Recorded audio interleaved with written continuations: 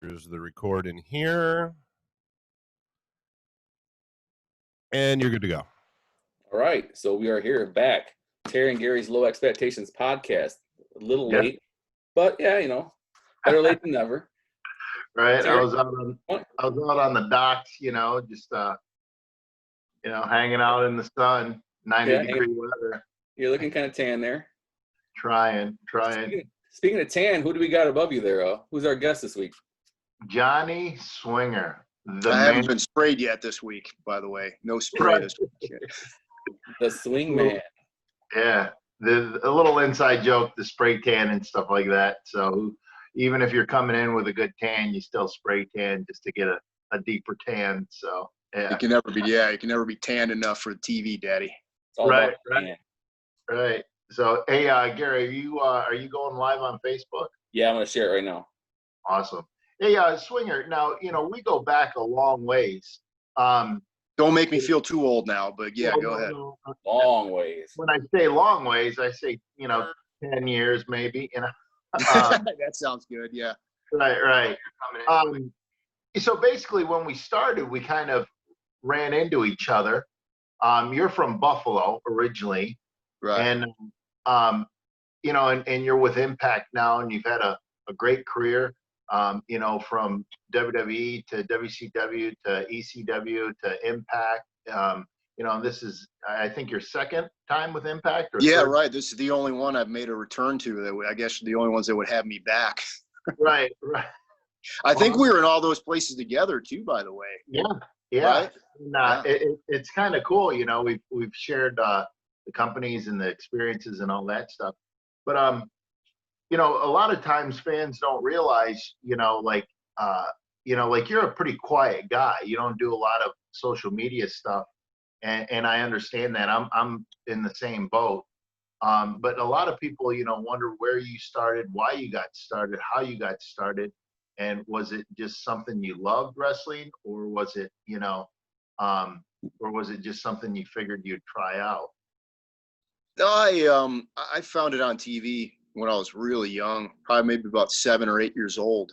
And when I went to see it live for the first time at the Memorial Auditorium in Buffalo, it was in like 84. So I was probably about 9 years old. I'll be 45 tomorrow, by the way.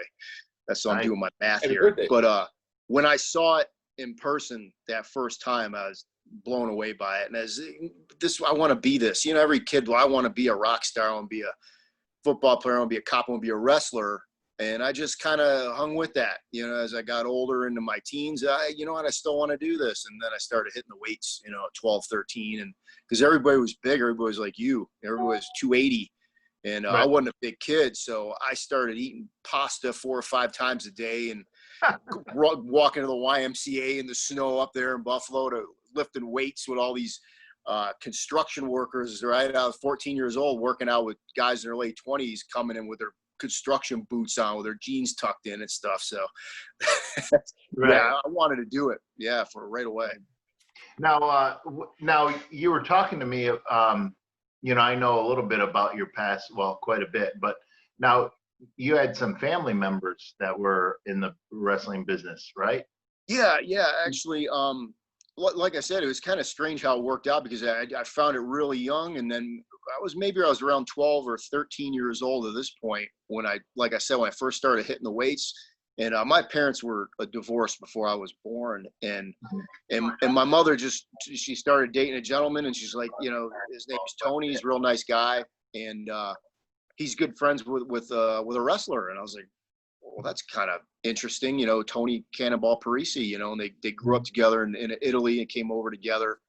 And he was actually putting up the ring for the WWF shows all over Ontario. So I ended up starting to do that. So I actually kind of got into business at that point with setting up the rings and going to these Canadian towns whenever I wasn't in school and all that. That's, it's interesting how that worked out. And, I started doing a little bit of refereeing when I was about 15 or 16. And never got a lesson, though, until I was 18. Because, the wrestling was pretty closed.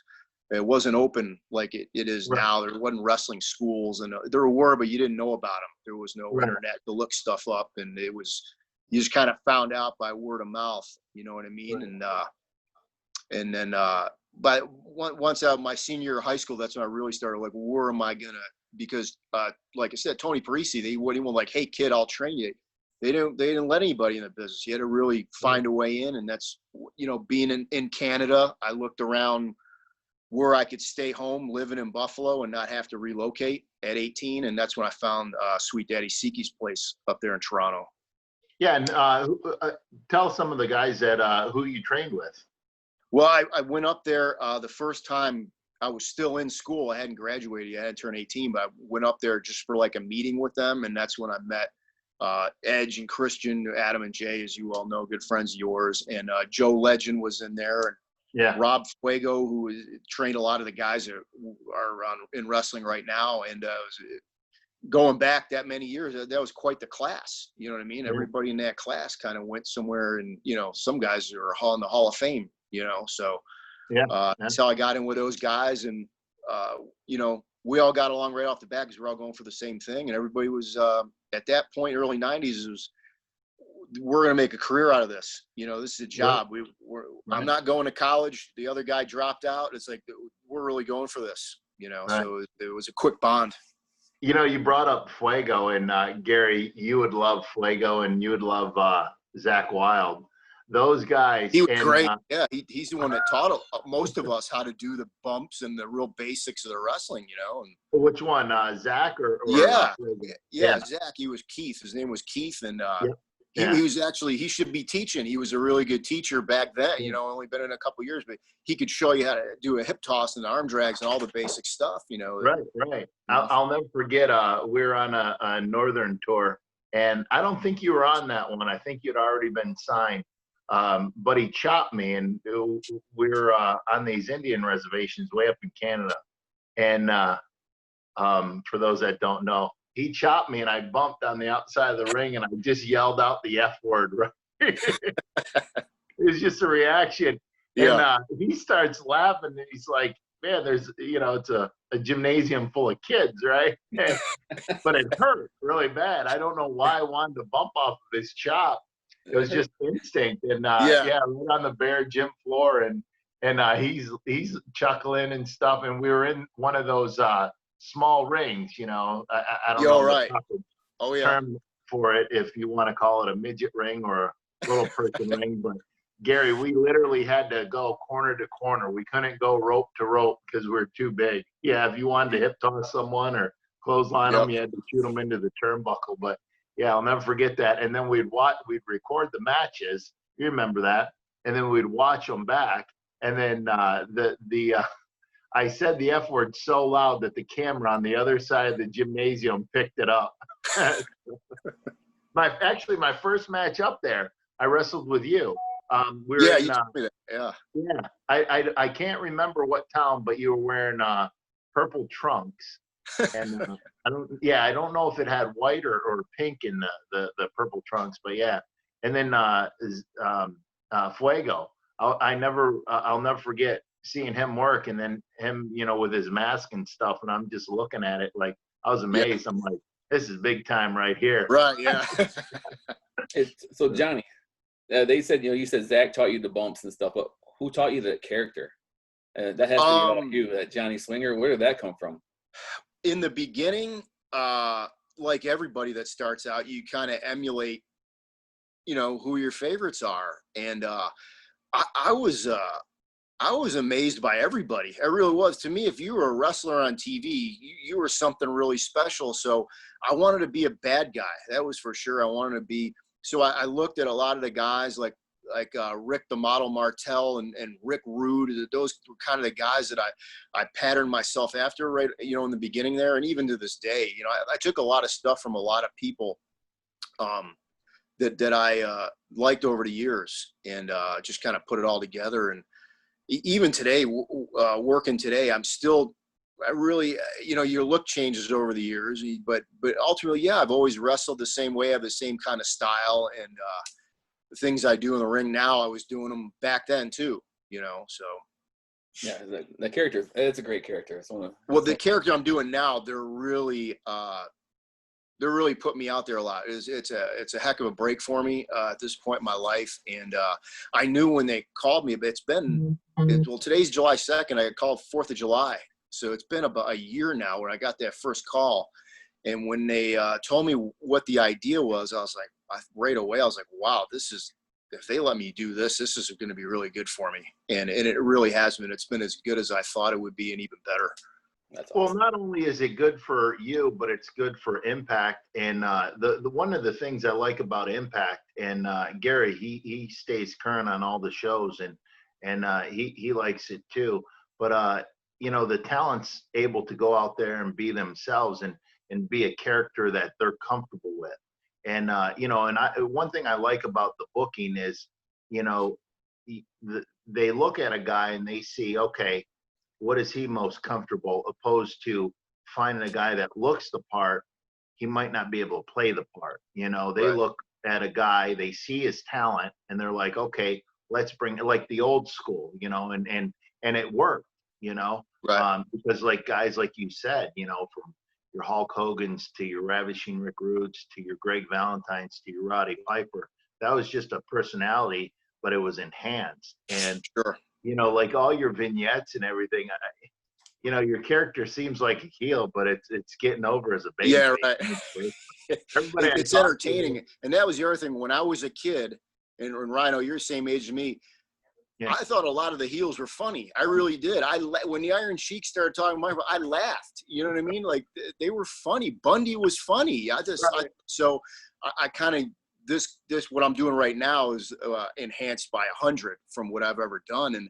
And I keep a lot of that in mind. Like, I remember being a kid and I'm like, these guys made me laugh, so I'm going to be the heel that makes people laugh. I'm not the serious heat-getting, kick-your-butt kind of guy. You know, when I get my spot in there, I'll get vicious on you, but I want to be that entertaining, you know, did you hear what he said? You know what I mean? And we got to see what he says next week, you know, and that's kind of right. what I'm going for. You're definitely must-see TV. That's for sure. Yeah.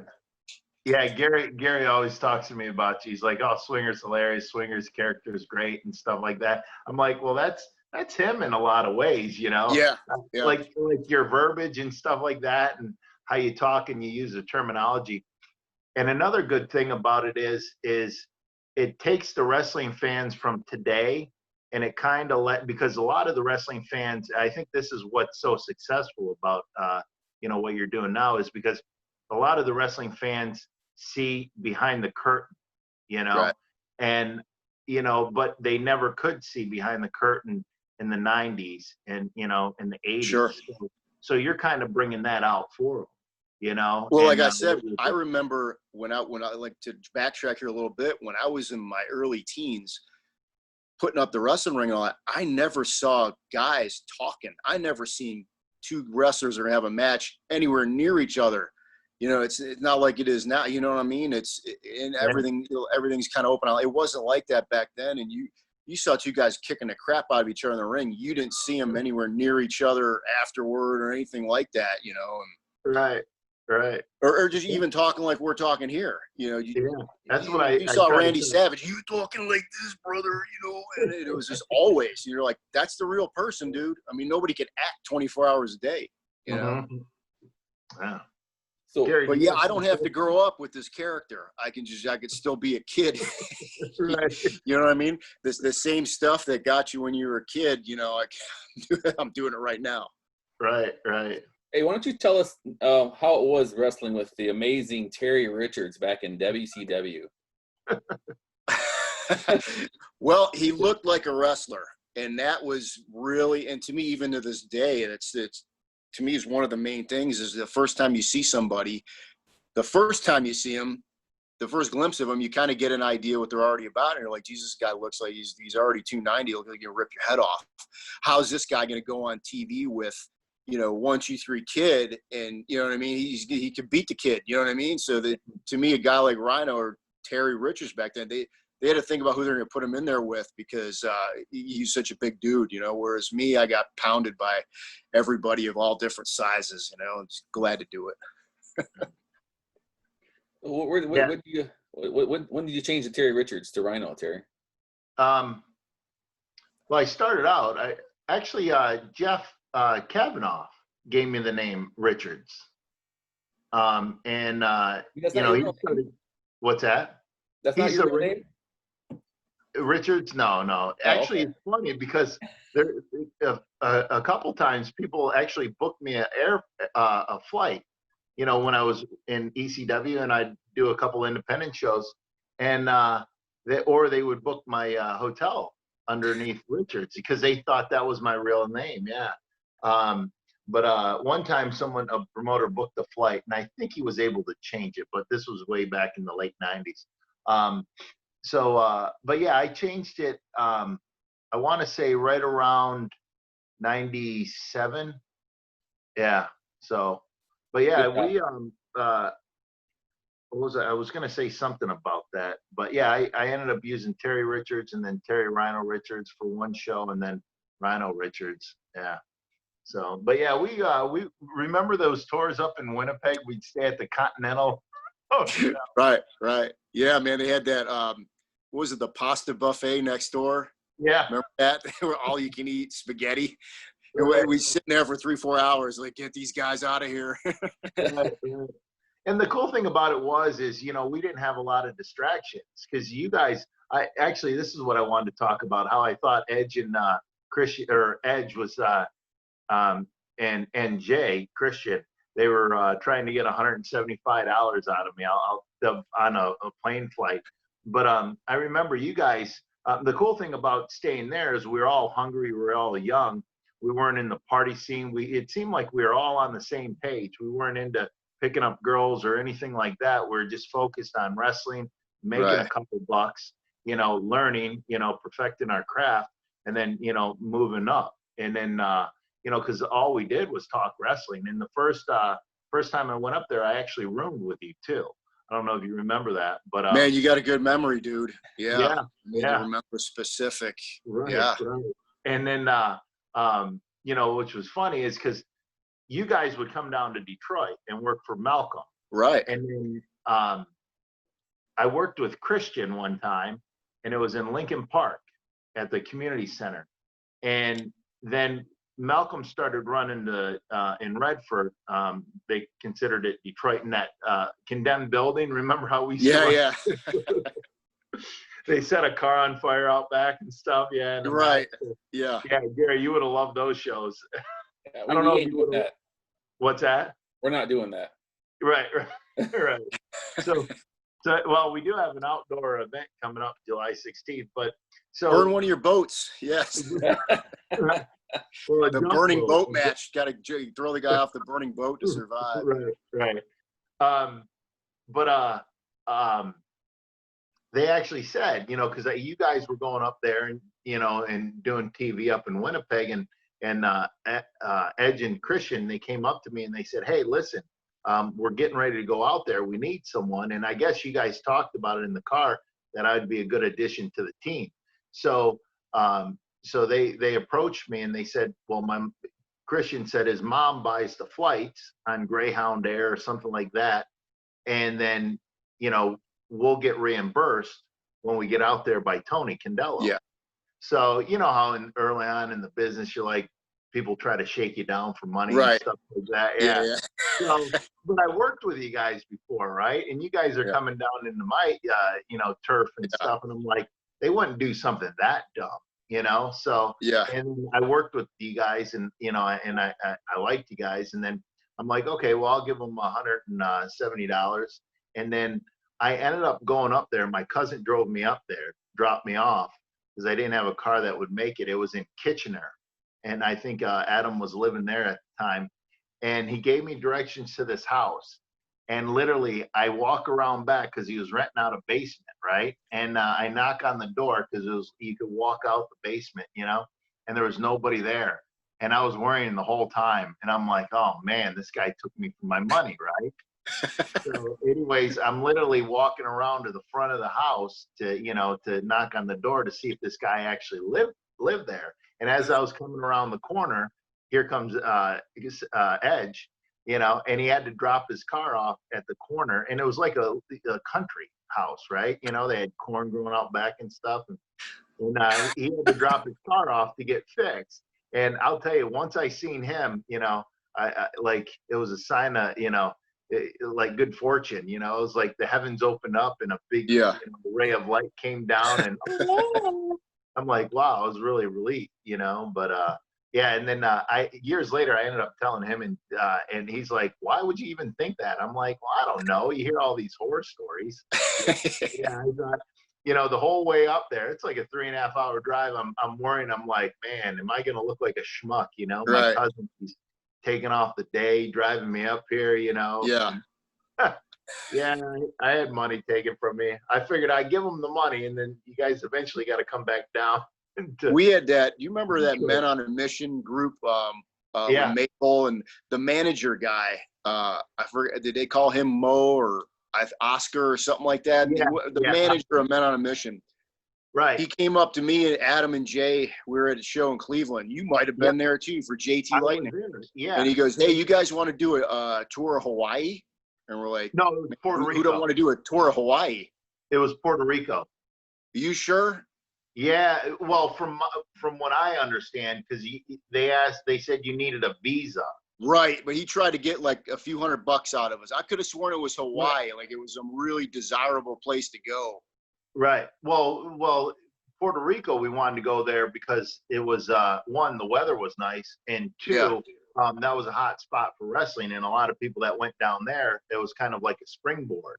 Yeah, so, well, whatever it was, he tried to get a few $100 out of us each, like for some kind of visa or something. We're kind of like, Yeah, you guys came up to me, and I remember, Edge and Christian saying something like, "Yeah, that guy's, he's trying to pull money out of you." And I'll go a little step further. There was a Canadian bad boy. He was a big, heavy dude. I know him too. Yeah, he was one of JT Lightning's guys. Yeah. Yeah, and he was partners with JT Lightning on the shows. And JT Lightning, I remember JT Lightning telling him, like yelling at him, like, you can do whatever you want, but he's just here to take your money.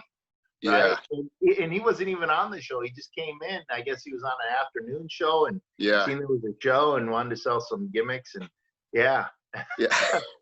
Does stuff like this happen in the Comic-Con world? No, not my world. You gotta watch the promoters, Yeah. You guys are professional. So, but yeah, I remember that show. It was like a 3-day loop. Yeah, right. Usually we were down there for more than one show. Usually, yeah. I remember him being pretty good. I got beat up by Manny Fernandez on one of those shows. Really? Stretched and then kind of beat up a little bit. I was only a year in the business, maybe a year and a half, and it was JT or whoever told me, "Hey, you're working with Manny and you're going over with your finish," and I'm like, that was a little awkward. These guys been in the business 30 years. Usually they tell him that. So I had to go to the guy and tell him, "Hey, they want me to go over with this neck breaker or whatever I was using at the time." And he just kind of looked at me like, "Are you serious?" So when we got out there, he put me in some kind of pretzel thing and he was killing me. And he gave me a little opening there to fight back, and I just blasted him as hard as I could. And then he calmed down. And then basically what I remember is I was pretty sure that there was going to be a fight in the back afterward because I fought back. And he hugged me and he goes, "You're going out with me tonight." And he took me to a strip club in Cleveland where it was all heavy girls, like a big girl strip club. And he bought me drinks and everything, even though I wasn't even old enough. I was like 20. I know that place. I still go there. I'm a little upset, during the shutdown. Yeah. What night do you dance? Right. Every night except Tuesdays. No, but it's cool. It's funny how you say that. One, I wonder who booked that and why they booked that. Maybe they're trying to look someone ribbon. Yeah, just like have this young. Yeah. No, dude, it happened to me in WCW too. Right after you and I worked there doing TVs for a couple of years. They signed me in '97. Right after they signed me is when I got my first win on TV. And it was with Jim Powers. Everybody remembers Jim Powers, been around forever. Always had a great build. Was a good talent, but was never pushed as a big star. But he had Teddy Long with him at the time. Teddy was managing a couple guys on TV, like a little group kind of thing. And Terry Taylor did the same thing with me. Terry Taylor tells me, hey, you're working with Jim. You got about 5 minutes. Get over with your finish. And I'm like, where's Jim at? Right. Well, here we go again. Right. Yeah. Same thing. I go up to Jim Yeah. and Teddy's sitting there. Remember the trailers in Universal, and we're doing the syndicated TVs. And I'm like, I'm doing it like trying to be like, yeah, Jim, you know, they want us to do about 5 minutes. They want me to go over with the swing and neck breaker, which I'm using right now, 2020, by the way. This is how funny my gimmick is, that I was using that as a finish 23 years ago. So he looks at Teddy and looks at me, and you'd think I just shot his whole family or something. Like, he can't believe that he's fallen this far in the business, that he's got to put me over, right?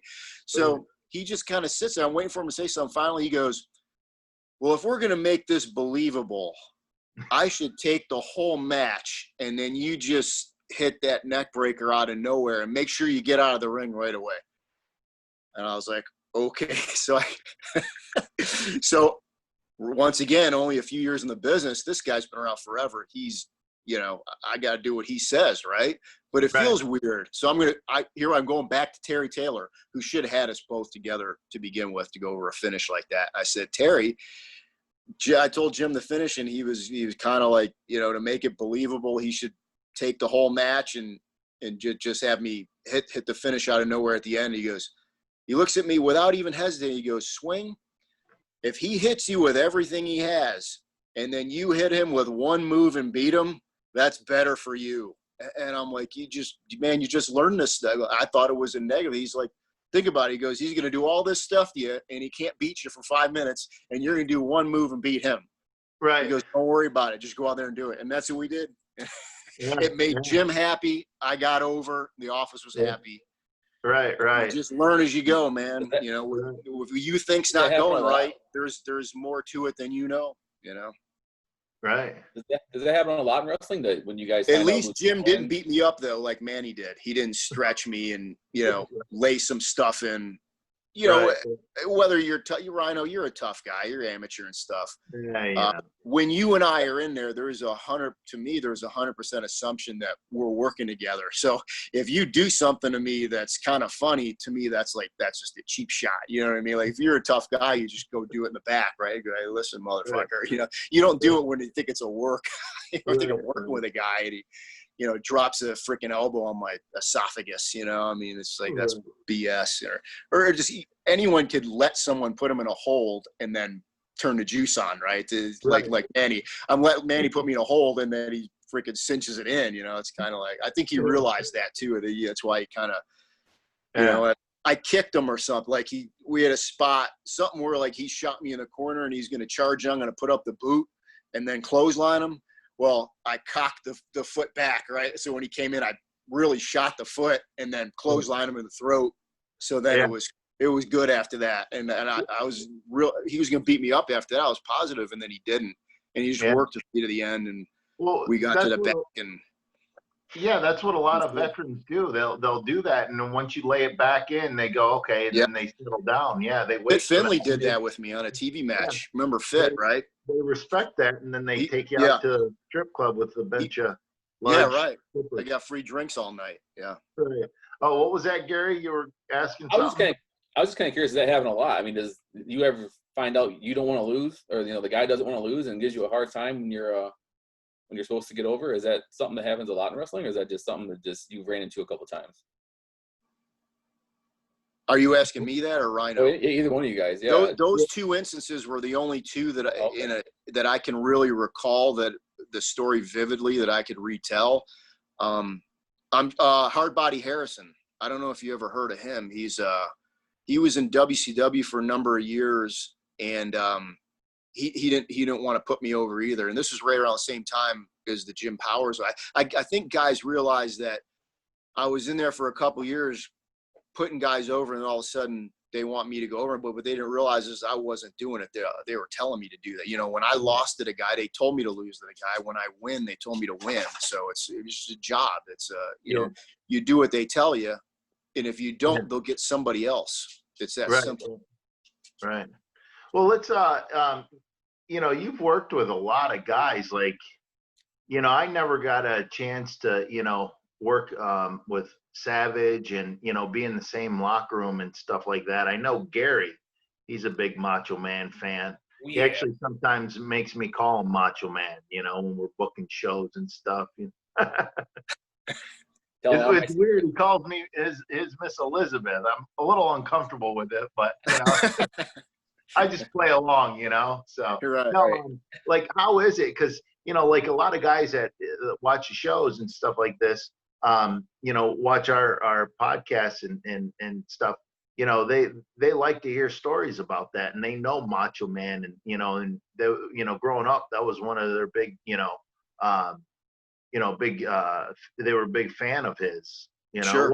what was it like to be in the locker room with guys like that? Intimidating, because I was so young in the business when I was with those guys in the locker room, you know, with Hogan and Flair and all those guys. And WCW had only been in the business a few years at that point, 3-4 years. And then just having matches with some of them, like you said, I mean, imagine being 19 years old or 20 years old and going in the ring with Greg the Hammer Valentine. You're like, Jesus, man, I used to, you know, this guy was on my wall as a kid, and he's a killer. He'll beat the living crap out of you if you make a mistake. So it was a lot of pressure to wrestle those guys. But to come out of a match with one of those guys and them to be happy with it is also the best feeling you can have too. Because like, geez, I was just in there with a world-class pro, lifelong worker, you know what I mean? That's been to the place you want to go. And if they think you're viable, then that's a pretty good, you know, pretty good compliment, make you the best you could feel. Did you ever mark out for any guys? Like, I remember when we were going down there, like I got to work with Hacksaw, you know, and I think we put in like 5-6 minutes maybe, and that's a long time. And, you know, and I'm just like, I'm out there to do my job, and, you know, and the pay was like $150 and you felt rich. You know, well, and it's, hey man, it's worldwide TV, and it's just the TV you were just watching a few years ago. You know what I mean? And now you're on the darn thing, and you're wrestling the guys that were filling stadiums and arenas and stuff, and it's those were all cool. You know, for me personally, a lot of pressure because I just didn't want to screw up. I made Jerry Lawler mad one time, and it bothers me to this day. He wasn't happy with something I did, and it was so many years, but then I've had matches with him since then, like as recently as 2 or 3 years ago. And like, no problem at all, right? Just easy. But I think about that, man, he got mad at me 20-something years ago. Does he remember it? He doesn't remember it. I wrestled him in Memphis like 3 years ago, and I heard he just turned 70. So he was 67 at the time. Yeah. And we were doing a thing, it was just outside Memphis. And he comes up to me, goes, "Oh, hey, Swinger, okay, let's do that. Can you give me a backdrop in that ring? Because it's a real small ring, like you're talking about, one of the Northern Tour rings." He said, "Yeah, give me a backdrop, give me a bunch of bumps." And I'm thinking, geez, King, you're 67. I hope you're not going to return the favor. I don't want you to give me a bunch of bumps, right? Yeah, I'm 42. No, it was super easy, you know, at that point. Yeah, you're 42. You don't want to be taking backdrops. Right. Yeah. Hey, man. Yeah. You know, that's why I'm still going. I say we get Gary at the next show and we'll give him a backdrop. That's right. Right on the floor, man. Just Right. Gary's 48. Gary don't win no backdrops. Come on, brother. It's easy. It's like a mattress out there. Yeah. Right. Yeah. A ring gives. Yeah. Sure does. I believe you.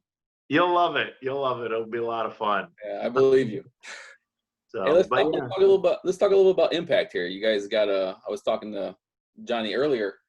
It's like a lot of coming and going lately with Impact.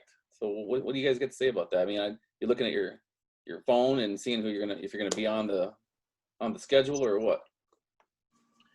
Well, Impact's it's the thing I really like about Impact is you have that creative freedom, you know, being who you want, you know, and they've got a lot of good people there, like Don Callis, Tommy Dreamer. I like to help out, you know, talent. Swinger helps out talent, and the good thing about it is you know, to put guys that have been in the ring for a long time, you know, and working with some of the younger talent, you know, even if you're doing a promo, you know, you help that younger talent out. And just, you know, whether you're in the ring, they feel how you are in there, you know, and it's just, it's a teaching moment, you know, and when we used to go up north, and you worked with Rick the Model Martel more than I did on the northern tours, I'm sure. Yeah. Yep. But I'll never forget, I was in the ring with him, and we worked a tag match, and it was myself. I think I was teaming with Christian versus him and Edge, and just during the match, oh my God, how he got the crowd into it. The crowd was behind him. How he did certain things, because he was a big baby face before he became Rick the Model Martel. And then he was just such a baby face, after. And he would go out there and he would do shows, and he was always good with his money. So he would get out on the road just to hang out with the guys and have fun and work with promoters that, he really liked. And just being in the ring, and I was probably 21 at the time. And, I'm sure you can agree, Swinger, it's just a learning experience, just watching them, feeling them in the ring, and then watching how he react to the people, and just his charisma and his fire and his passion, and the crowd really being into the match. You're like, wow, this is what it's all about. When you're an independent wrestler and and you're getting that start and you haven't had TV exposure, sometimes the crowd really doesn't get into it. But when they get into it, like, you're in the ring with Hacksaw Jim Duggan or Rick the Model Martel, you definitely learn from it. And that's with Impact. They got a lot of guys that have been on TV for years that fans really like and enjoy. And then they can get in there and work with us and, and be able to learn. So. Yeah, you guys have a lot of young, good talent too. I mean, Trey and Man Fulton and those guys. There's a really good talent in Impact. Right. Now, who have you worked with, Swinger, in Impact that you really like? I'll tell you what, I don't know if it's finished yet, but I've just done 6 months with Willie Mack. I really have. Yeah, and I don't know if we're going more, but as of right now, we've done 6 months, and he's been wonderful, bro. I mean, he does a lot of stuff out there, like the standing moonsaults and that. Doesn't hurt, takes care of you on everything. Always makes a good match. Super easy to. Hey Willie, what do you think if we do this? He just shakes his head. Yeah. You know what I mean? There's just super easy. All these kids, anyone I've done anything with there, and if you count promos, I've done something with everybody there at this point. And everybody's just been great. You know what I mean? Just easy. And that's what I learned, is that there's a lot of things about wrestling that change over the years. It's things change, but there's a lot of things stay the same too. And it's still, to me, can be a really easy, fun business. And there's some fundamentals that'll never change. You know what I mean? Right. And that's what keeps me in it, because I enjoy these parts of it. And there's still ways to make matches exciting, doing things a certain way, and when to put something in and when not to. So I like working with these guys, because I ask them, I was like, hey, you guys let me know, my character, fit my character into what you're doing, so that we're all making a good match together. I'm not standing there, hey, we need to do this. And because I've had that before. I've had, like you said, when we were younger, you don't tell Manny Fernandez that. He's going to tell you how it's going to go. And I was never, even to this day, I'm not a forceful guy. I've never gotten upset over a mistake in a match that I made or that somebody else made. It's like, because I know I'm in this for the long haul. It's like, there's going to be mistakes. And what I always tell guys, if I don't have to go to the hospital afterwards, it's a good match. Right. Gary, a character's over when, everybody in the locker room, they want to work with Swinger. They're like, man, I want to work with Swinger. I want to be in a promo. I want to be in a match. And Scott told me Mickey Doyle's calling him, going, hey, I want to manage Swinger. Right. Mickey Doyle, he's one of the guys that trained me. He's big time wrestling rookie of the year, I think in 1971. And really cool dude. But it's funny because you've worked with basically everybody except me. So that was well, maybe they're saving that. Right. Hey, and then if you talk to Willie, next time you talk to him, tell him April 11th, mark it down on his calendar, 2021. Pencil me in. Gary, there's a rib. We're down in Vegas, and this was before the pandemic. And D'Lo comes in and he asks everybody if they're available April 11th. And long story short, they I couldn't remember do the show because of So I would literally text Willie Mack. I would be like, "Hey Willie, it's Rhino. April 11th. Are you open? Can you pencil it in?" Right. I'll hit him out of nowhere with it. Yeah, he's just like, "Oh man, Rhino." And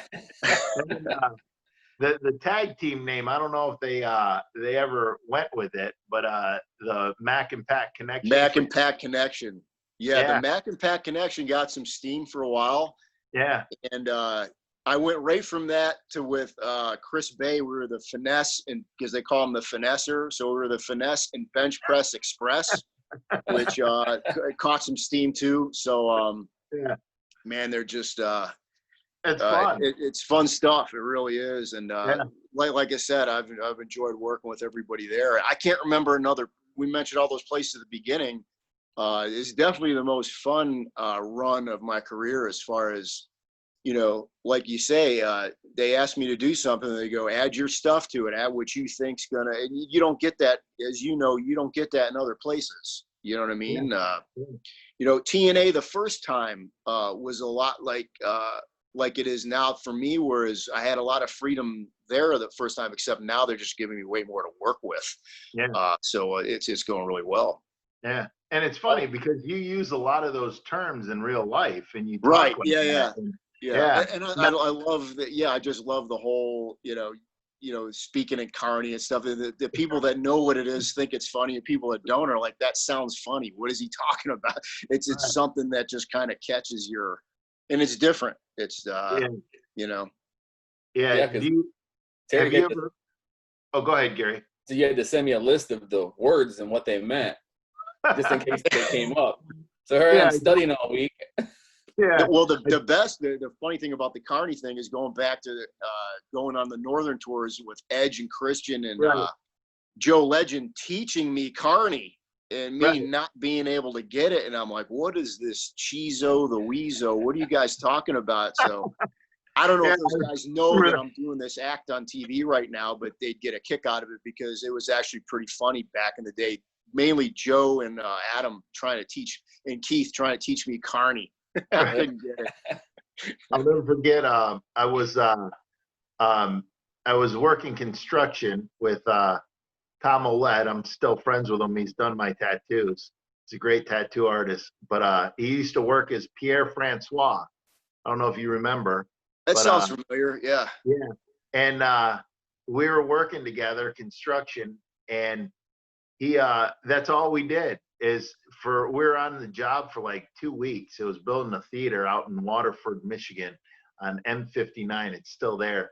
And we that's all we did was talking Carney to each other, you know, and we're just in our own little world doing our little tasks that we had and speaking Carney. And that's actually where I learned Carney. You know, and became pretty good at it. And it's funny because I told Gary, I go, all right, now you're gonna have to do your homework, you know, because Swinger might talk in Carney and he might use wrestling terms. And, Mid-arc. Yeah, right. Hey, we got a question. He might call you Mark. So, but yeah, better than a Rizat, right? What's that? Better than a Rizat, right? Right, Roger Rizat. Yeah, that's my other favorite. Come on, Gary. Hey, we got a question. These are all positive terms, by the way. These are not disparaging remarks. If you're a Mizark, I want to use all the words. We love you. I've we learned. Appreciate you. Right. And buy our merchandise at the gift. That's hey, right. We got a question for Johnny up here. Somebody wants to know if there anyone you haven't had a match with that's on your bucket list to wrestle one day. Man, that's really no one comes. They're not available anymore. You know what I mean? Obviously, I'd love to be in the ring with Andre and guys like that just aren't available anymore. But no, I enjoyed every match. It's easier to think of the matches I did enjoy. The matches I did enjoy were guys that maybe weren't ready to be in the ring yet, but thought they were. They're the hardest ones. But other than that, I really enjoyed being in the ring on television with guys that were major stars on TV. They were always, really something remember, good stories, remember going over the match and how it went and stuff like that. But no, there's nobody really like Bruno. Yeah, I would love to be in the ring with Bruno. You know what I mean? Guys like that. I like this character I'm doing now, which is like a throwback. I wish I was a wrestler in the 70s and 80s. I wanted to be that, and they gave me the opportunity to be that in 2019, 2020. I wanted to be a territory wrestler. I realized that later, that I really enjoyed wrestling for 2 years in a territory and then going to another one, and there was 25 or 26. So you had an unbelievable career and never spent more than 2 years anywhere, and just got to work with so many different people. But I did that. I consider ECW the last territory. I considered TNA a territory, modern day territories, you know. Because ECW was Northeast, right, Rhino? I mean, we had some really hot Danbury, Connecticut, and Wilkes-Barre, Pennsylvania, all these towns that were regular townships. That's the definition of a territory. So I got that. So I'm kind of bringing that back all these years later, and overdoing it quite a bit as much as I can. To blow it up. What's also good about your character is, you bring up stuff like that, and what's great about the internet is fans can go and look that up, and what it means, and then it's cool because then they'll start looking up other wrestlers, and it's really cool because you kind of pay homage to the boys and the territories and the wrestling history, and that's what's really cool about it too, so. But yeah, it's funny. You said something about you took some stuff from wrestlers here and there, and that's what a lot of people do. And like I was listening to Ric Flair. He did a podcast, and he was explaining how he took this from this person, that from that person, and then made it his own, and and got it even, got it over. I just learned after all these years. I learned how to do a babyface comeback watching like Bullet Bob Armstrong and guys that people don't watch or they might not realize, you know what I mean? Because and Bullet Bob is he's having some trouble on health reasons, but I did a tag match with him last October. He's 80 years old, a couple days after his 80th birthday, and he could still get, I tag him in and he'd still get the fiery, and the people get behind him, like, that stuff still works. You know what I mean? Like, I take that stuff because I can make money with that stuff. And I just, all my experiences with all these people, I throw it into my character. It's something that somebody said, or, it just works for what I'm doing. So I just draw upon all these experiences with like Tony Condello, hey, you bastard, you give you a stiff forearm. I can use all that stuff, Right. Gary, Bullet Bob Armstrong, he's Road Dogg's dad, and Armstrong, all the brothers, that's their dad. And I'll never forget the first time I met him. This was probably about maybe 10 years ago, 12 years ago in Impact. And we're down in Florida, and they brought him in.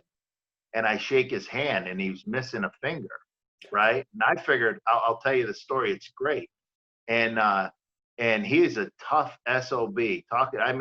You said he's 80. He could probably still whoop my butt and your butt, Gary, and Swinger all at the same time while drinking a coffee. Smoking a cigarette, Right, and smoking a cigarette with the other smoker. He was so cool. I've heard nothing but great things about him. They brought him in. I forget what angle, but I was talking. I think it was D'Amore. I thought he was working on the car, and maybe something fell and, cut his finger off or something.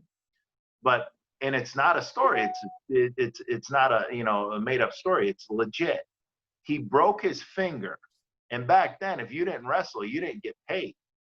So they go, well, you'll have to sit out for about 3 weeks or a month, before this heals, before you can get back in the ring. He goes, well, what if you cut it off? They go, well, just bandage it up and you'll be ready to go. He goes, cut it off. And they go, really? So he cut his finger off so he can get back on the road. Yeah. So I'm like. He's the Johnny Lott of wrestling. Yeah, right. Well, he had to earn for his family too. It's just like, I don't need this finger. I got, 9 other ones. Like that is awesome. Yeah. If it's my finger and my kids haven't eaten, my kids are going hungry. So right. talk about This week, talk anyway. about, yeah, talk about that not happening, nowadays. But yeah, he's just like, cut it off. I got to get back on the road. I'm gonna go tell my kids that you guys are gonna have to starve. I need to keep on my fingers. Right. So, but We're yeah, gonna have to wrap it up here. Yeah. We're past our 5 o'clock. We're gonna have to wrap it up. But I did want to say Rock my and roll, bucket Daddy, list you won't was feel a thing. wrestling. What name would you guys have? Oh man, where's my writer? I need. Yeah. I'll tell you one thing. Swinger, I'd love to tag. It's got to with be you. better than us wrestling the Nasty Boys, right? Remember that Right. match? We were tagging. We wrestled the Nasty Boys, and I got the pit where they put my Yeah. face in the damn pit. Yeah, don't worry though. I got the double pummel, and it's all real. Right. Well, hey, right before we go, I'll leave on this. Swinger, I'd love to team with you, but I've already got a partner, and he's got kids. I've heard something about this. Yeah, I got enough of them, dude. So, Hey, speaking of these little drops here and there, do you see what EC3 posted today on Facebook or Instagram? He posted a picture of him with a big AEW logo behind him. Really? Yeah. So I thought that might be kind of interesting. See what happens going forward. Yeah, it was all over Twitter and stuff today. Him posting the big picture with the AEW behind him. Huh. So EC3. EC3? I thought he was coming over with us. Well, that's what the rumor is on the internet. They're saying, why would he post that today if he's coming to Impact? So who knows? It could be just a ploy, just to, Yeah, maybe a swerve, as they would say. Big swerve, right, Daddy? Yeah, big swerve, Daddy. That's big right. swerve. Yeah, keep them guessing. Right. Swinger, man, it was a blast.